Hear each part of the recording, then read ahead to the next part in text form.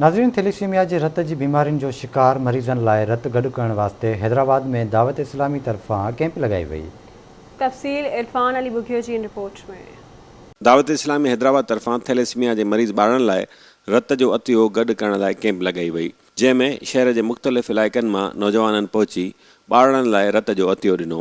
दावत इस्लामी हैदराबाद जे अॻवाननि हाजी मोहम्मद दानिश अतारी, मोहम्मद रिज़वान अतारी, आरिफ अतारी, सैयद मोहम्मद अकरम अतारी ऐं अब्दुल गनी अतारी रत जे अते जी कैंप जो दौरो कयो ऐं रत जो अतियो ॾींदड़ नौजवाननि जी हौसला अफ़ज़ाई कई। अल्लाह की रज़ा के लिए और हमारी जान की जो हमने सदका दिया वो अल्लाह के करम से हमने जो एक थैली दे दी है, सो अल्लाह पाक अपनी बारगाह में कबूल फरमाए। सदका जारी है, समझ के आए इंशाअल्लाह। जो बेचारे थैलेसीमिया के अफराद हैं उनके लिए कोशिश करें आप।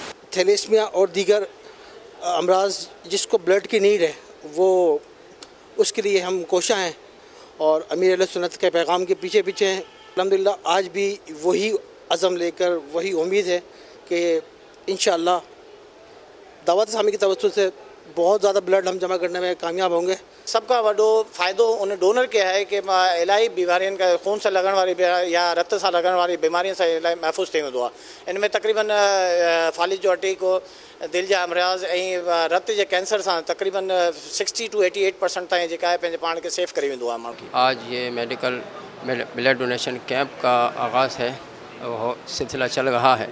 इंशाअल्लाह असल उम्मीद है कि अच्छी तादाद में हम इंशाअल्लाह कामयाब हो जाएंगे ब्लड डोनेशन कैंप। थैलेसीमिया जो शिकार ॿारनि लाइ रत इंतहाई ज़रूरी आहे। हिन क़िस्म जी कोशिशुनि सां थैलेसीमिया जो शिकार ॿारनि जी इन रगो मदद करे सघिजे थी, पर हिन भलारे महीने में वधि खां वधि नेकियूं पिणु कमाए सघजनि थियूं।